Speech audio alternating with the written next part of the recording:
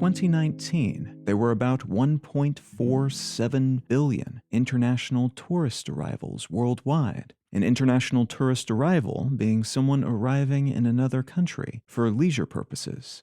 That's a historical peak for such arrivals, that number climbing steadily upward from 1950, when there were only about 25 million such arrivals, before hitting 166 million in 1970 and 435 million in 1990.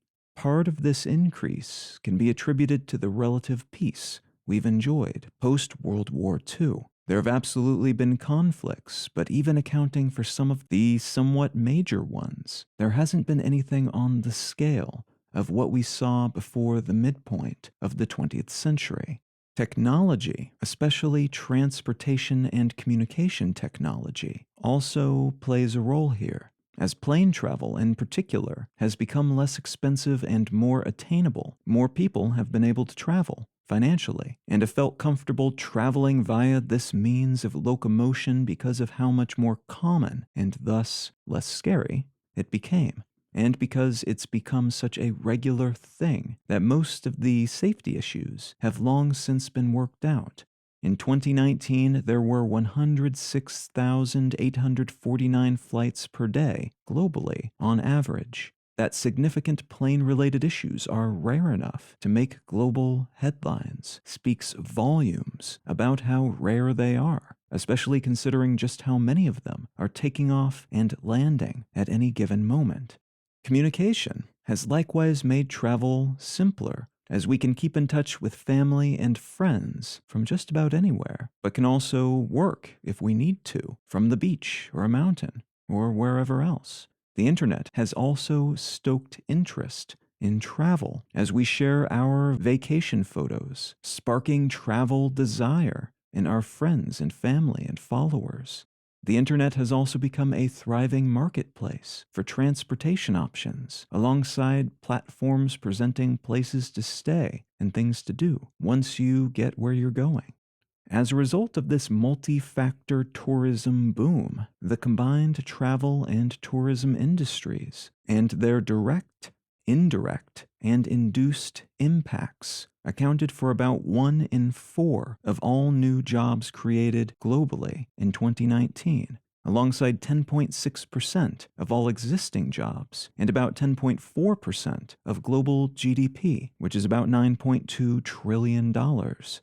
International visitors to foreign destinations spent about $1.7 trillion in 2019, which accounts for about 6.8% of total product exports in those destinations, and 27.4% of global service exports.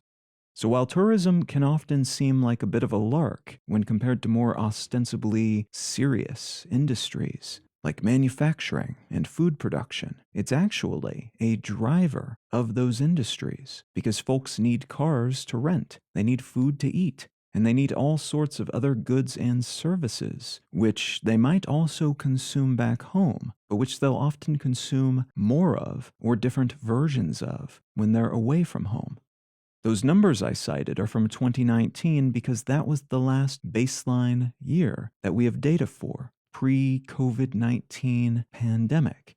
And that baseline is important because it's the before everything went sideways status quo we now tend to use for all sorts of things to determine if and how quickly various industries are shifting back towards something more normal in the sense that we previously used that term at least.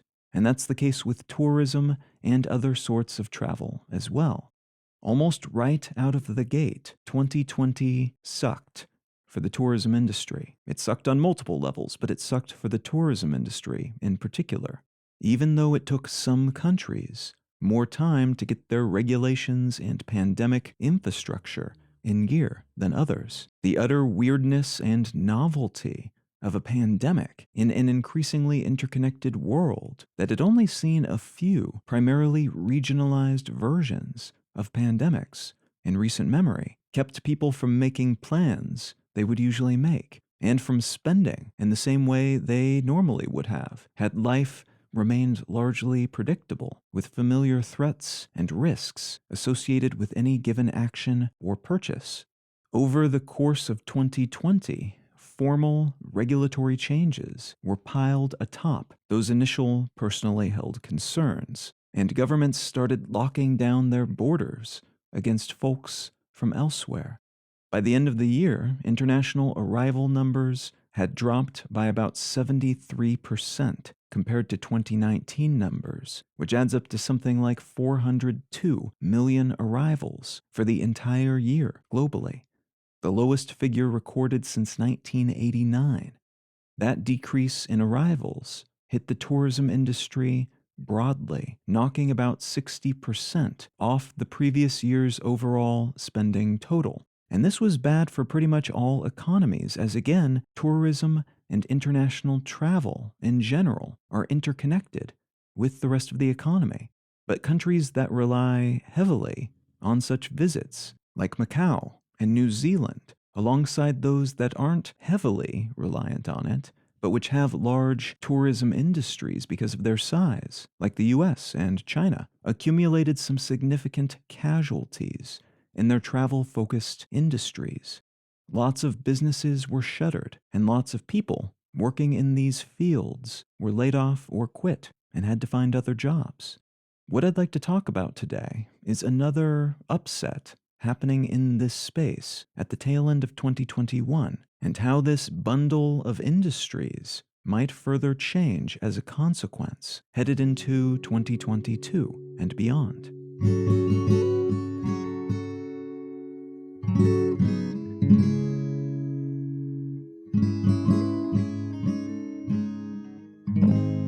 You're listening to Let's Know Things. I'm Colin Wright.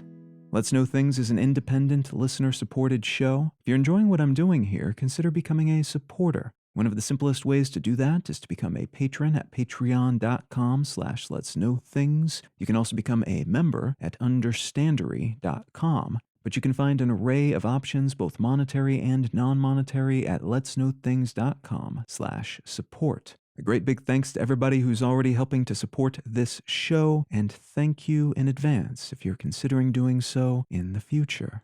All right, let's get back to the show.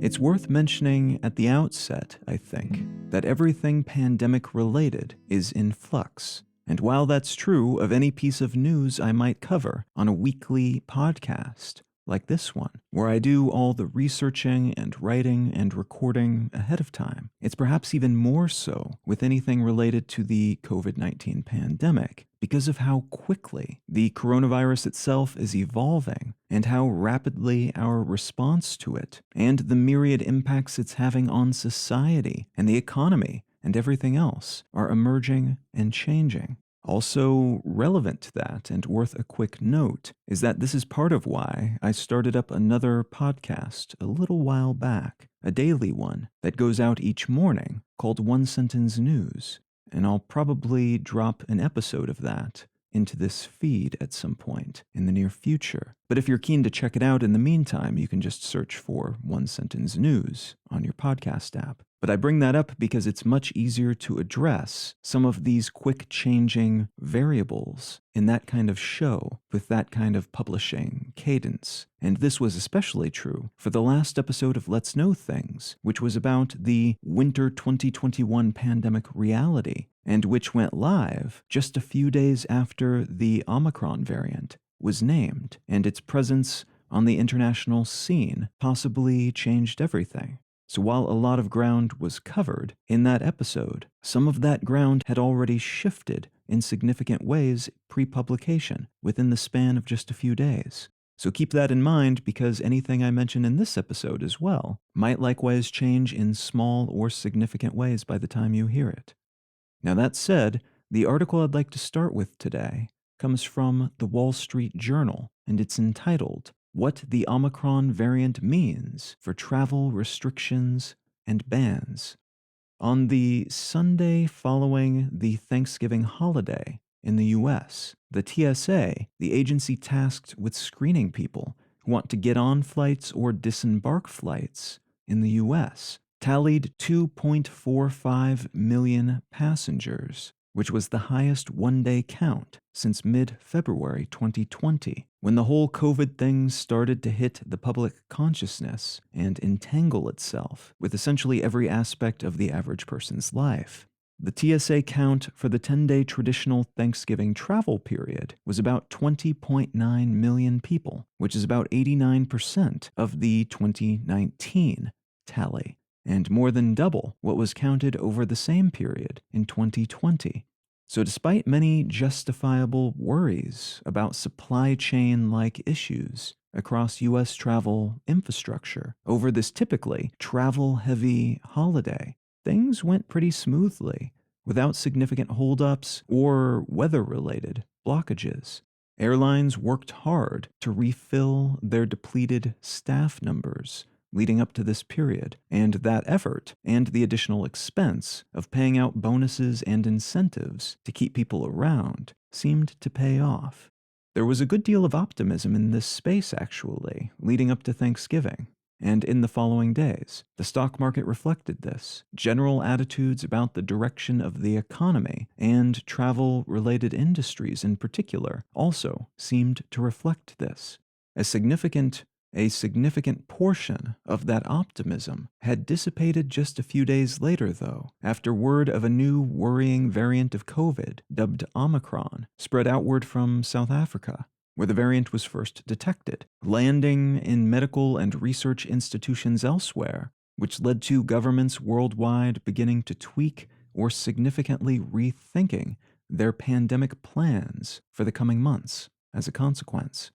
As of the day I'm recording this, early in the first week of December 2021, at least 44 countries have imposed travel restrictions on people traveling from South Africa and surrounding countries. The US and several other nations have also put these countries on do not travel advisory lists, basically warning their citizens not to go there because it's dangerous. Japan and Israel have banned all foreign nationals trying to cross their borders, and several countries, including Singapore and Ireland, have now started requiring negative tests from travelers arriving from overseas. I should mention, too, that many people in the medical community are saying that these lockdowns could actually serve as negative incentives, which will leave us less aware of such variants in the future. South Africa's effort in detecting and then reporting Omicron is being celebrated by folks in the medical and research community, but these lockdowns, which are generally considered to be politically expedient moves, not necessarily medically useful ones, seem punitive to South Africans. They are being kept out of other countries and being put on do not travel lists. And that's the reward, basically, for sending up a very early warning to the rest of the world about a potentially dangerous new COVID variant that quite possibly didn't even originate in South Africa or the surrounding region. It may be that researchers are less likely to report such variants so quickly in the future, out of concern that they might bring that same economic and regulatory hammer down on their own country. A lot of people in South Africa and the 7 other countries being lumped into this bundle of bans are perhaps understandably irked about all of this, especially since tourism numbers in the area were just starting to recover from the COVID collapse in early 2020. And all because they dared to help everybody else out by giving us time to prepare, and thus associating themselves, in the minds of many, with this new variant. The follow-up data being reported from elsewhere around the world seems to back up these complaints being leveled by South Africans. Many nations have already reported their own locally detected Omicron infections, including some of the countries that recently announced new restrictions against these African countries as part of their attempt to keep Omicron from arriving on their shores. So while such lockdowns may slow transmission a bit in some cases, and while politicians understandably want to avoid criticism from their constituents for not acting as quickly as they could have, just in case Omicron ends up being a big deal. This lockdown-heavy state of affairs that seems to be falling into place as of the day I'm recording this may be a temporary blip, especially since some of these countries now seem to realize that they may have had Omicron infections in their own country even before South Africa did. Now, we don't know at this point whether Omicron will be a disaster or a dud. Much of the analysis right now is supposition, based on what we know about specific mutations and experiences with other variants and their behaviors. By mid-December, we should know quite a bit more about its transmissibility, how well the available vaccines and other medical interventions work on it, and how severe the infections it causes will tend to be. But right now, we just know that researchers are alarmed by what they're seeing, and that, in turn, is causing politicians, many of whom are very well-meaning and were caught off guard by earlier shifts in the pandemic, and were criticized back then for not responding rapidly and potently enough. It's all causing them to react, and perhaps in ways that are not necessarily helpful, and in ways that are potentially devastating for some aspects of the global economy.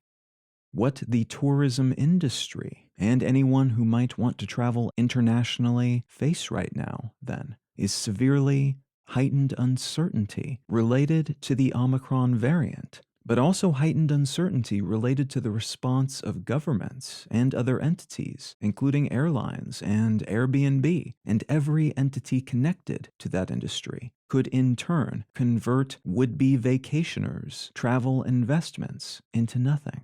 Money spent could disappear, time taken off from work could be wasted, and this swirl of uncertainty then becomes its own force, even if some of these uncertainties are eventually made more certain by settling into something more concrete. The general uncertainty vibe may linger on, and the impactfulness of these uncertainties are amplified still further by the latent nature of the tourism industry. Leading up to this moment, many people were considering vacations and other sorts of travel for the first time in what feels like a long time. The availability of and regulatory permission to receive boosters in many wealthy countries has provided a shot of ambulatory ambition for people who have been holding still in one place for the better part of 2 years. The places they're keen to go, and the people and businesses operating in these places have likewise been all a-Twitter about the return of visitors. Businesses that in some cases have barely held on these past few pandemic-laden years.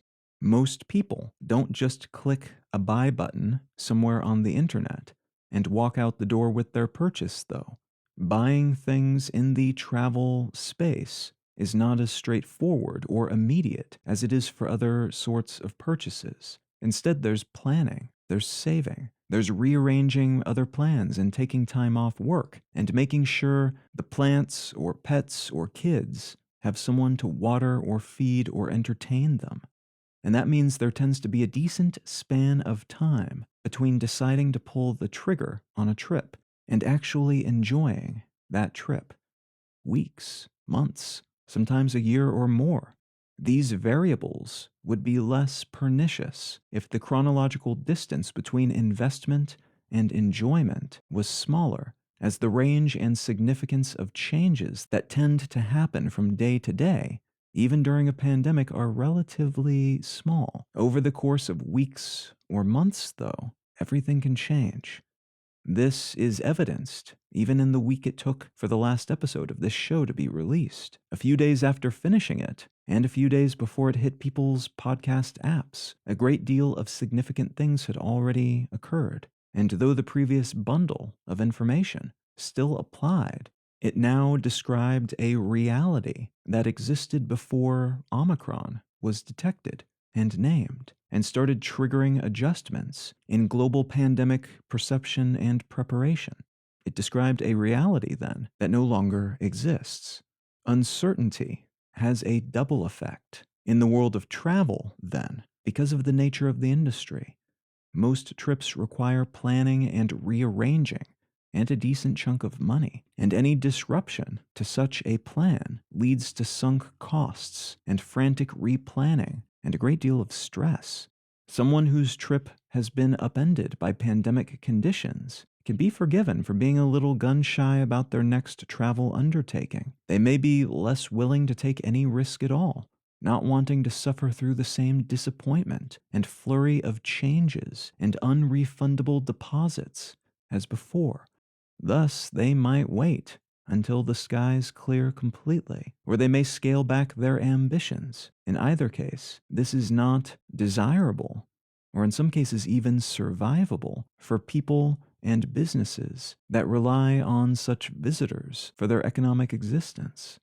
We are in the midst of paradigm shifts in many aspects of life right now, from pharmaceuticals to business to relationships to just about anything you might point at. The pandemic is playing a role in these shifts, but it mostly is just pushing a bunch of already tilting, teetering elements over the edge. Now we're in the interstitial space between what was and what will be, and though the next step will absolutely share many commonalities with where we were before, it's also unlikely we'll return to a state of normal that looks like what we had in 2019. If you're wondering what these changes might look like, consider the events industry, the restaurant industry, and the world of e-commerce, the latter of which is increasingly just commerce, because so much of what we spend is now spent online instead of in-person transactions. A trend that was already headed in this direction, but which was sped up by 5 to 10 years, depending on where in the world you're looking. Each of these spaces are likewise tweaking their formulas, some less successfully, like the events industry, which is arguably still struggling to find its feet in a world in which in-person events are tricky, or in some cases imprudent or outlawed altogether, and in which most of us don't want to do video calls in our off hours if we can avoid it, or pay for virtual replications of things we would prefer to do in person. While many restaurants have tweaked their business models so they can offer full-time pickups and deliveries, which has permanently reshaped the industry to make it more malleable. In some cases, such businesses are doing even better than they were before because of this newfound flexibility and the investments they were forced to make. It's difficult to say from our current perspective if and how and to what degree the travel industry and all the other industries it touches will change as a consequence of everything happening in the world today. There's a good chance we'll end up with more and more flexible options at some point in the future because of all the upsets and dangers and wily new variables we're trying to understand and define and account for. But our habits and preferences and travel-related tendencies will also likely change as a result of all this. So following any individual strand of this ever-shifting story toward a likely endpoint is unfortunately unlikely to tell us anything concrete about how the world and the way we travel through it will look, even just a few years in the future.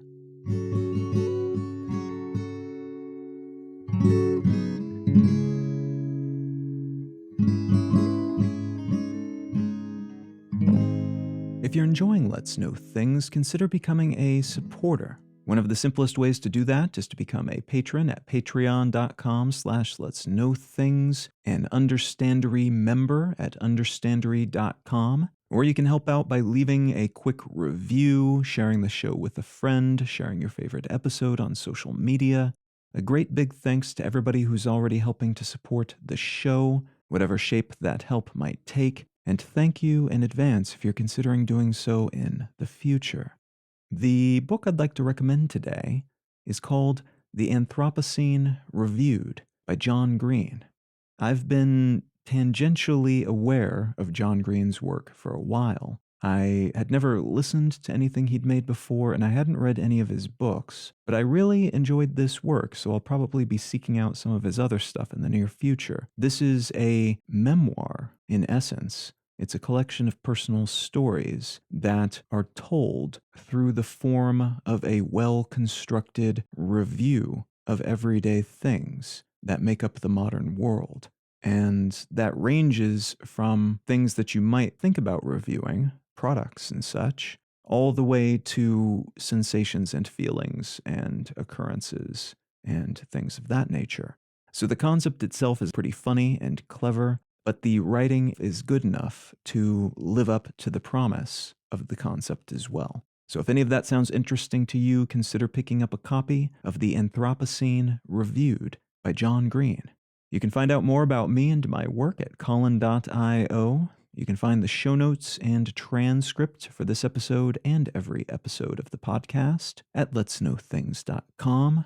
You can find a portfolio of my other projects, including my other podcasts, at understandery.com, and feel free to reach out and say howdy on social media. I'm Colin Wright on Facebook and at Colin is my name on Twitter and Instagram and most of the other ones. Thank you so very much for listening. I'm Colin Wright, and I'll talk to you again next week, when everything will probably have changed again.